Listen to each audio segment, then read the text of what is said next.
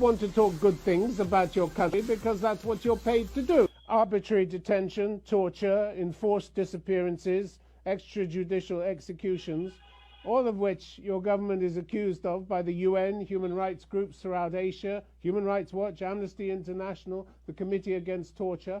The UN Committee Against Torture is certain that it's carried out routinely. It's received report after report that it's carried out routinely by your security forces.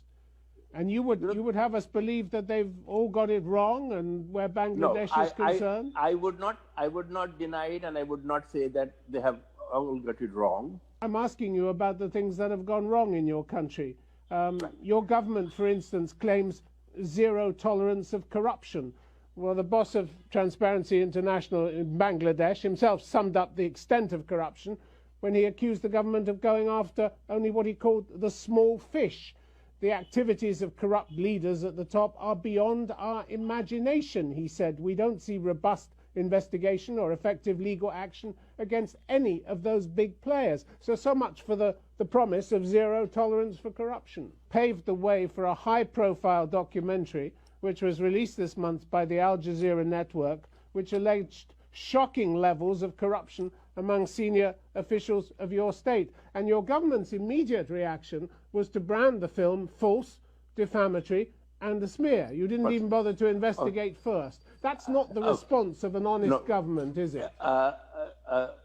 Looking at the film, which was produced by Al Jazeera, here was a television team that was able to locate two high-level fugitives from justice, convicted of murder, whose elder brother just happens to be your serving chief of the army, General Aziz Ahmed.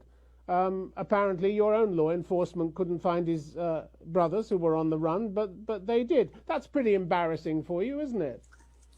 Certainly it is. Magically, just before his brother Aziz was promoted to head of the army, Joseph gets a presidential pardon. How did that happen? Is Bangladesh in the habit of giving pardons to convicted murderers who gun down their opponents on the street in cold blood?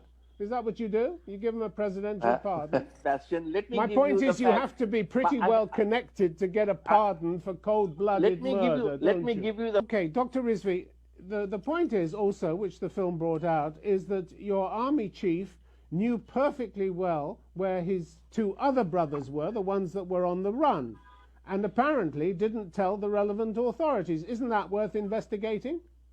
This is all just too close to the higher echelons of power, too dangerous to delve into. Isn't the fact that nobody in your country wants to delve too deeply into suspicions of high-level corruption, do they? Too many people disappear and end up dead if they say the wrong thing and ask the wrong questions, don't they? It's a fact of life in your country. No. How is it then that in a state which is supposed to have a functioning justice system, that these two fugitive brothers of your army chief, Anis and Harris, convicted murderers, actually are reported to have returned to Dhaka in broad daylight in 2019 to celebrate a family wedding? There aren't many fugitive killers who can show up at a big society wedding, mingle with the president and foreign dignitaries, unless they have protection right at the top. You know that as well as I do. We are both. You are absolutely right. In a democracy with the kind of free press that you've claimed exists in Bangladesh, all these allegations from Al Jazeera would be plastered over the newspapers and the broadcast media, but they aren't, are they? Something that the Dhaka Tribune sought to explain when it wrote to its readers, "The reason for our silence," it said, "is simple. The current state of media and defamation law makes it unwise for any Bangladeshi media house to venture into any kind of meaningful comment on the controversy." That's it, isn't it? You have cowed the media into submission and muzzled it, so it's become afraid of its own shadow. Are you proud of that? If it were...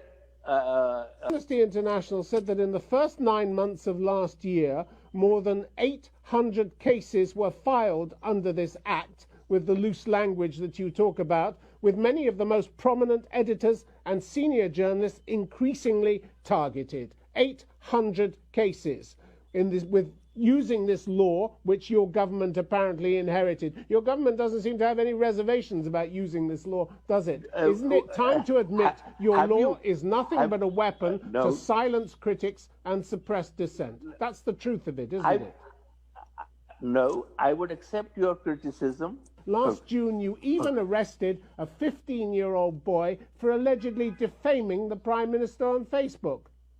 The child was sentenced to time in a juvenile detention. I'm sure you want to talk good things about your country because that's what you're paid to do.